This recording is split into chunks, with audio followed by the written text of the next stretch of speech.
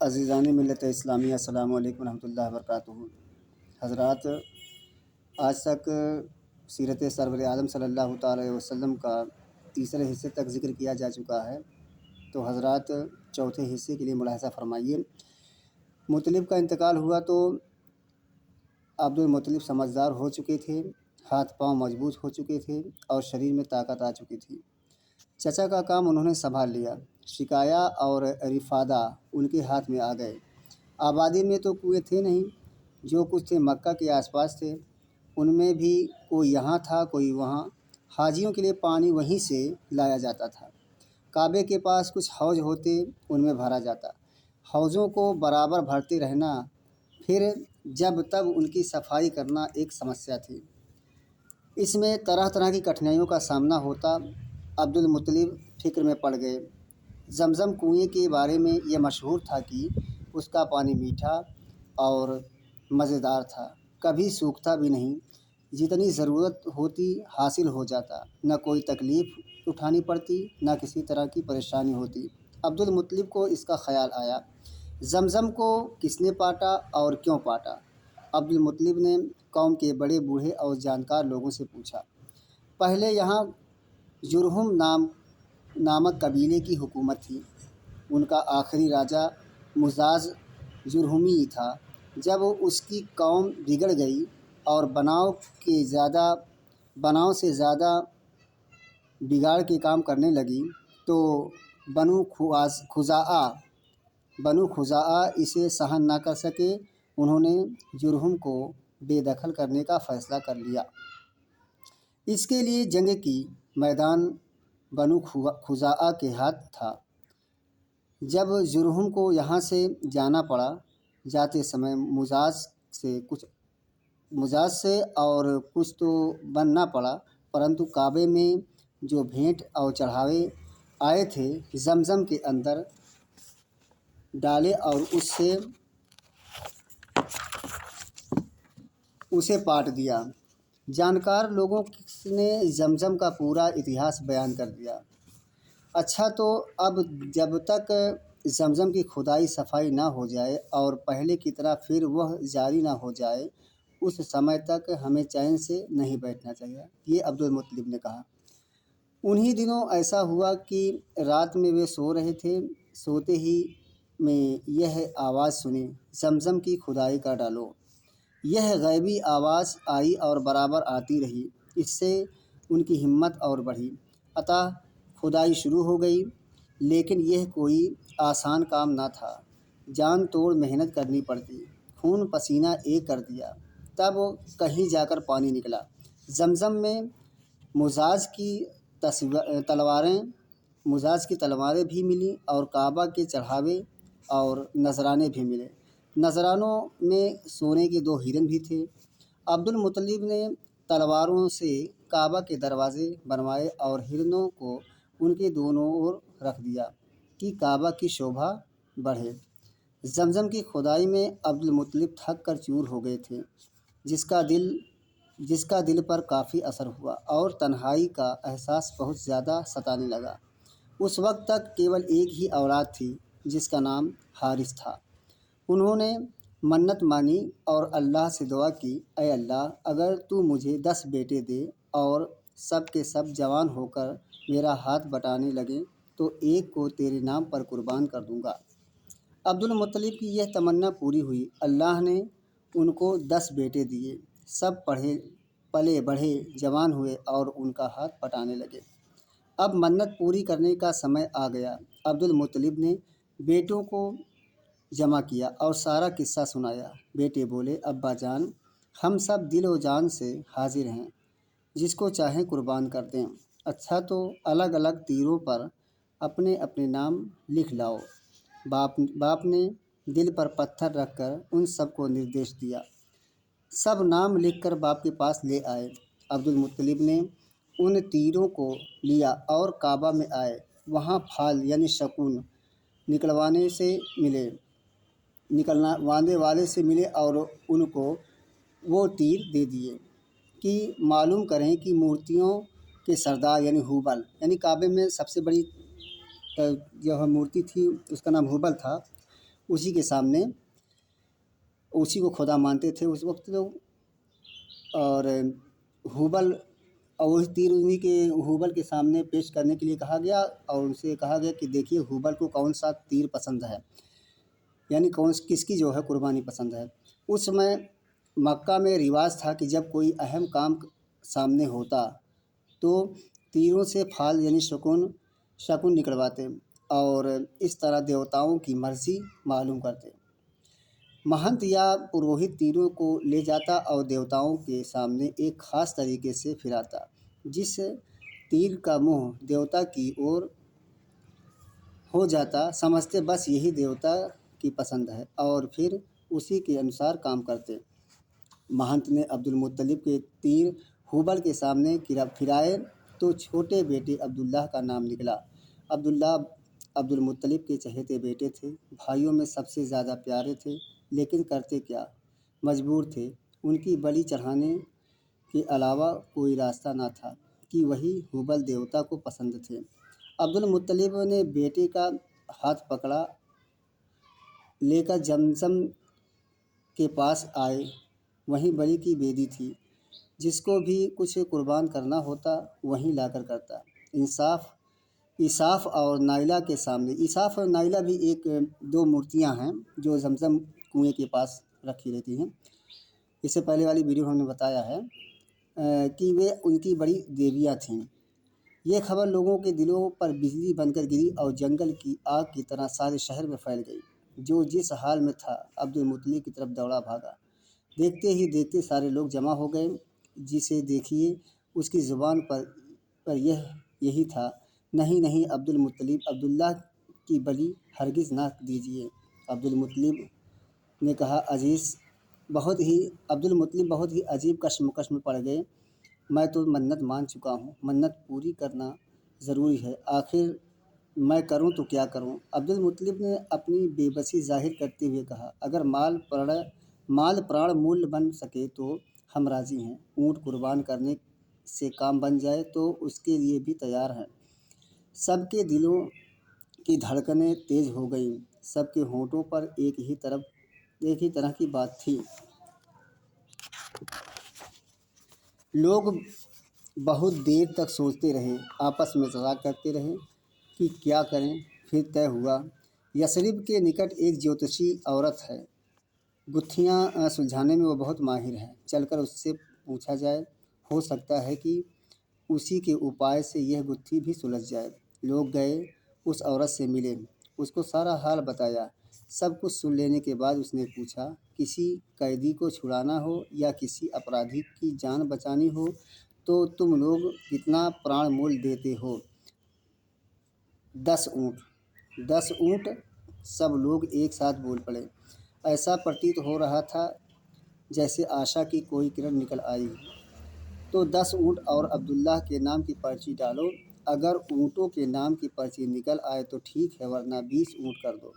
अगर फिर भी अब्दुल्लाह का नाम ना निकले तो 10 ऊँट बढ़ा दो। इसी तरह 10-10 बढ़ाते जाओ, यहाँ तक कि तुम्हारा रब मान जाए। लोगों ने ऐसा ही किया। 10 ऊँट और अब्दुल्लाह के नाम की पर्चियाँ डालीं तो अब्दुल्लाह का नाम निकला। 10 बढ़ा दिए, फिर अब्दुल्लाह का नाम निकला। 10 और बढ़ा दिए, फिर भी अब्दुल्लाह का नाम निकला। लोग इसी तरह 10-10 बढ़ाते रहे और अब्दुल्लाह का ही नाम निकलता रहा। उधर अब्दुल मुत्तलिब खड़े विनम्रता पूर्वक दुआ में लगे थे कि ऐ खुदा, प्राण मूल्य कबूल कर ले, ऐ रब अब्दुल्लाह की जान बचा ले। जब बढ़ते बढ़ते 100 ऊँट हो गए तो पर्ची ऊँटों के नाम की निकली। अब क्या था, लोग खुशी से उछल पड़े। अब्दुल मुत्तलिब को हर तरफ से मुबारकबाद दी जाने लगी। मुबारक हो अब्दुल मुत्तलिब, अल्लाह ने बेटे का फिदिया प्राण मूल्य कबूल कर लिया। लेकिन अब्दुल मुत्तलिब को अभी इत्मीनान ना हुआ। 2 बार और चिट्ठी डलवाई कि कोई शक ना रह जाए, खुदा की मर्ज़ी क्या है साफ साफ मालूम हो जाए। जब पूरी तरह इत्मीनान हो गया तो ऊँटों की कुर्बानी की गई और वहीं छोड़ दिए गए कि जो चाहे उनसे फ़ायदा उठाए। अब्दुल्लाह बड़े सुंदर थे, उठती हुई जवानी थी, जो सुंदरता में चार चांद लग रही थी। मुखड़ा क्या था, चांद का टुकड़ा था। हर देखने वाली आँख उन पर निछावर थी और बहुत सी औरतें उनसे शादी की इच्छुक थीं। मन्नत वाली घटना की तो घर घर चर्चा थी। इससे उनकी अहमियत और बढ़ गई और सब उन्हें दिल से चाहने लगीं। बहुत सी औरतों ने शादी की ख्वाहिश जाहिर की और कोशिश भी की, लेकिन यह सौभाग्य सबको कैसे मिलता? वह तो एक ही को मिलना था। उनके बेटे की माँ कौन होगी, यह भी खुदा के यहाँ तय था। उनकी शादी आमिना से हुई, जो कुरैश की सबसे ज़्यादा इज़्ज़त वाली औरत थी और बनी ज़ोहरा के सरदार की बेटी थीं। बाप ने बेटे की ओर से शादी का पैगाम दिया। आमिना के घरवालों ने इसे अपने लिए सौभाग्य की बात समझी। खुशी खुशी तैयार हो गए। चटपट शादी हो गई। रिवाज था कि दूल्हा शादी के बाद 3 दिन ससुराल में रहेगा। अब्दुल्ला भी 3 दिन ससुराल में रहे, फिर घर चले आए। साथ में दुल्हन भी आई। शादी को अभी कुछ ही दिन हुए थे। व्यापारियों का एक काफिला शाम यानी सीरिया जा रहा था।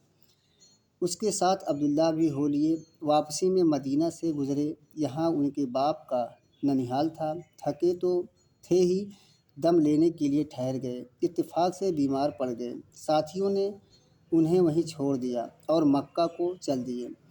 वहाँ पहुंचकर बाप को बीमारी की खबर दी। अब्दुल मुत्तलिब ने बीमारी का हाल सुना तो फ़ौरन बड़े बेटे हारिस को मदीना दौड़ाया कि वहाँ जाकर भाई की खिदमत करें और सब जब अच्छे हो जाएं तो साथ लेकर आएं। लेकिन अफसोस, हारिस ने अपने भाई अब्दुल्ला को ना देखा। वे उन्हें अपने साथ मक्का ना लाए कि बाप की आंखें ठंडी होती, दुल्हन के दिल को करार आता और कौम को सुकून हासिल होता। क्या करते, किस्मत में यही लिखा था। कुछ दिन पहले ही अब्दुल्लाह का इंतकाल हो चुका था और शरीर मिट्टी के हवाले किया जा चुका था। बाप से दूर, दुल्हन से दूर, कौम से दूर दूर, बहुत दूर। हारिस वापस आए तो अब्दुल्लाह के बजाय अब्दुल्लाह की मौत की खबर लाए। किसे मालूम था कि शाम यानी सीरिया का यह सफ़र आखिरी सफ़र बनने वाला है और जहां अब्दुल्लाह की जान बचाने के उपाय का पता लगा था, वहीं अल्लाह का फरिश्ता मौत का पैगाम लेकर उतरने वाला है। मदीना, जहां से लोग कल अब्दुल्लाह की नई ज़िंदगी का मुबारक पैगाम लेकर आए थे, आज वहीं से अब्दुल्लाह के इंतकाल की दुखद खबर आ रही है।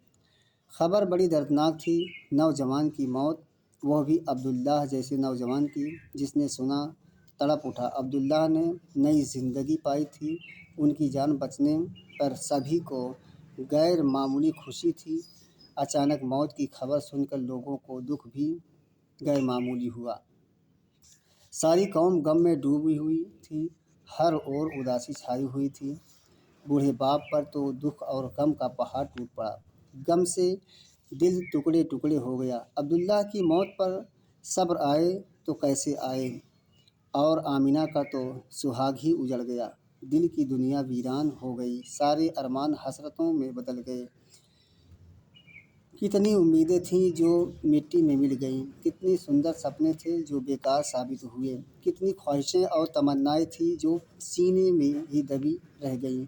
कल जिस औरत ने कुरैश की सुंदरियां ईर्ष्या कर रही थी, आज उसकी हालत दयनीय थी। जो सिर दूसरे सिरों के बीच इज्जत और सम्मान से ऊंचा हो रहा था, आज वो गम की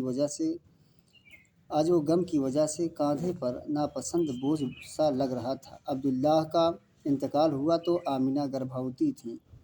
अल्लाह की कुदरत, कुछ ही दिन पहले अब्दुल्लाह को हुबल देवता के नाम पर कुर्बान किया जा रहा था, मगर अल्लाह ने उन्हें भेंट चढ़ने से बचा लिया। उस समय उनके पास अल्लाह की एक महान अमानत थी, मानवता की सबसे कीमती चीज़ थी। जब तक वह किसी और के सुपुर्द ना हो जाती, असंभव था कि अब्दुल्लाह इस दुनिया से चले जाते। अब वह अमानत आमिना को सौंपी जा चुकी है। अब्दुल्लाह से अल्लाह को जो काम लेना मंजूर था, वह पूरा हो गया तो अल्लाह ने उन्हें उठा लिया।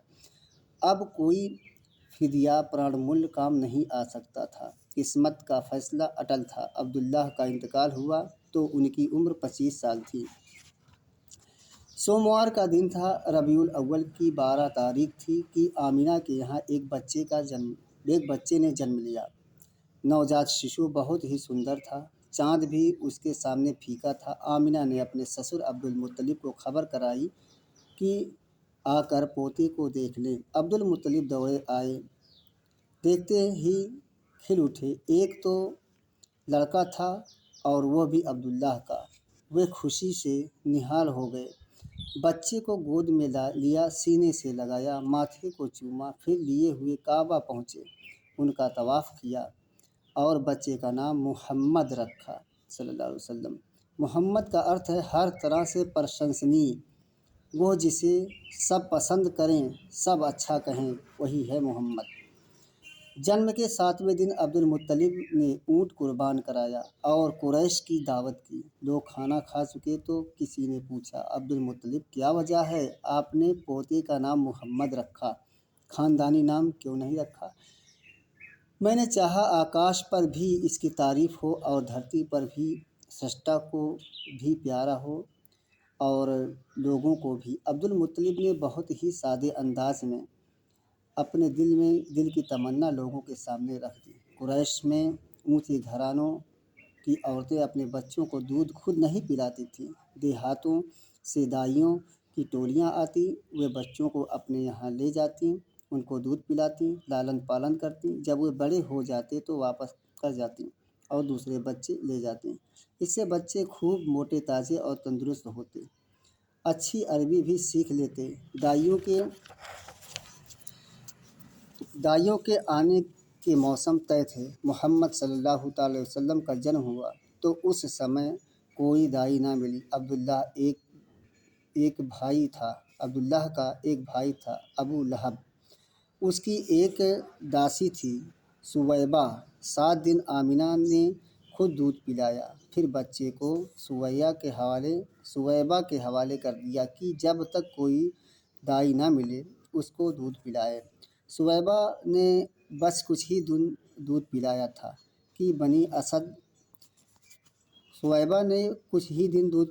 कि बनी साद कबीले की दाइयाँ आ गईं।